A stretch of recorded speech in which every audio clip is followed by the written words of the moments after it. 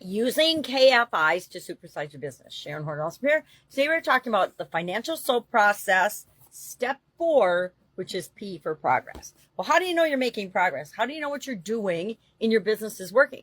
Well, we have things called key performance indicators. In this case, specifically key financial indicators. Each department, each division of our organizations tends to have their own key performance. They're key measures that they watch and look at and track to make sure that they're moving their efforts in the right direction. Key financial indicators, and keeping track of our finances is no different. I'm going to share the top 7 key financial indicators, KFIs, and you can choose if any of these make sense for you, or what you do and do not want to do in your business, or what you are or are not doing already in your business. But they're the main ones when we're looking at an area of our business that we're trying to improve. We have to pick a couple of things we want to measure to know if the actions that we're taking are having an effect or not. Sometimes they're moving us forward. Sometimes we're staying the same. Sometimes they're actually moving us backwards. So we need to know what's going on. And some things fluctuate all the time. So what are these 7 key performance indicators? Number 1, net worth, assets minus liabilities. Typical business measure, right? Savings rate, what is our savings divided by income? Debt to income ratio, monthly debt payments divided by gross monthly income. Cash flow, income minus expenses. Again, another classic business measure. Emergency fund ratio, savings plus monthly expenses. How long can your business go based on the amount of resources you have set aside in case of an emergency? And if you don't have one, I'm going to say start building one today. 6 is investment growth rate, and 7 is recurring revenue or passive income. Why do we want to keep track of those? Well, of course, it makes sense. Depending on what our goal is, we'll determine which of these key financial indicators we're looking at. Most businesses I know look at all of these things in some way, shape, or form.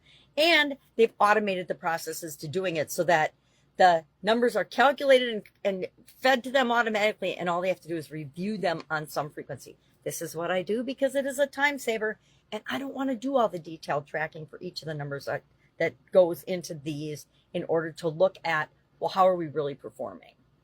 And it's really important that we actually look at how are we really performing in certain areas, and are we moving ahead and meeting our goals, or are we staying the same? Staying the same means things around us are changing, and so we don't want to stay the same very often either. Or are we actually falling behind? We don't want to fall behind either. So let's look at somebody's story. Let's look at, I want to say, Omar's story on this and what no, let's not do Omar. Let's do Maya. Maya is our freelance. She's growing her freelance business, and her goal is to build a consistent $5,000 a month income from freelancing with at least 50% profit margin. So that's just her goal. Your goal is probably something totally different. It doesn't matter. This is just for illustrative purposes. Her key indicators that she tracks are monthly revenue, monthly expenses, profit margin, and number of active clients. Why? Because she knows the more clients she has, the more revenue she has, etc. And a lot of her expenses stay the same. We have a lot of fixed expenses and then variable expenses. Our fixed ones are the same no matter how many clients we have, no matter what we're doing, whether we're getting any income or not, we still have those expenses. And she's tracking progress. She uses a simple dashboard in Notion to input monthly numbers. She analyzes client churn rate, average revenue per client, and profitability.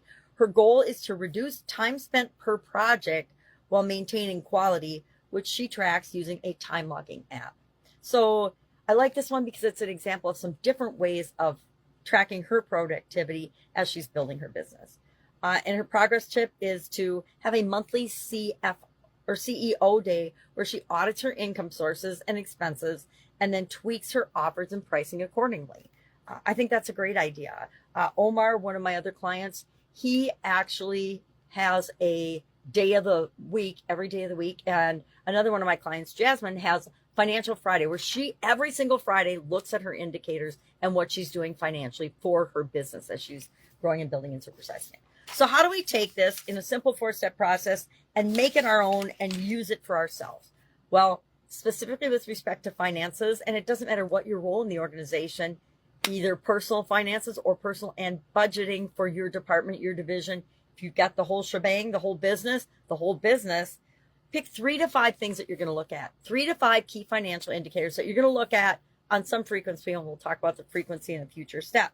Secondly, use the right tools. Find tools and automations and way of making this easy for you to do so it's not a pain. Because guess what? If something's a pain, we're not going to do it. If something's easy for us to do and all we have to do is review the numbers, we're more likely to do it. So use spreadsheets, Excel, Google Sheets, whatever works for you, and find a way to automate getting those numbers in there.